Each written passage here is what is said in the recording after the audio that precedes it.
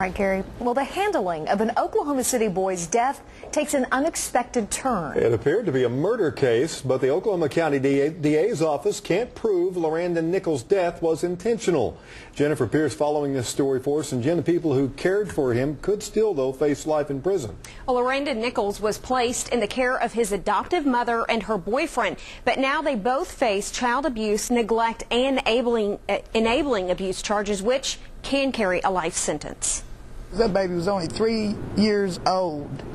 What could that baby done to anybody? Neighbors still can't believe such a small child endured so much pain. And it only knew abuse and neglect for love. On the day Nichols was found dead, police reported visible bruises, burns, and wounds all over his malnourished body.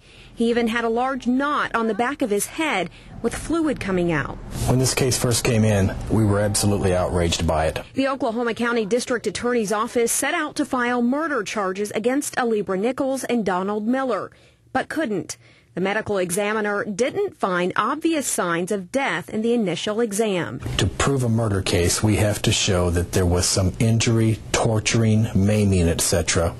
done to the child, which caused his death. Nichols and Miller have both admitted to abusing the boy with a belt, hangers, even a baseball bat. They now face abuse and neglect charges, but the assistant DA says that could change. If we come up with a scintilla of evidence that will allow us to prove that any of these injuries caused his death, we'll dismiss this and amend it to a murder one charge. Family members say Lorandon was never without a smile. They didn't know about the abuse and say Alibra was a good mother.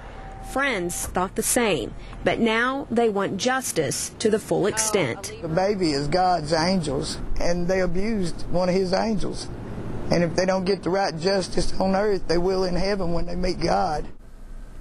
And the ME's office is waiting for additional tests to see if possibly a disease, virus, or infection caused Lorandon's death. Kelly. All right, Jen. One of Lorandon's family members says his death is upsetting and frustrating because they still don't have a clear cause.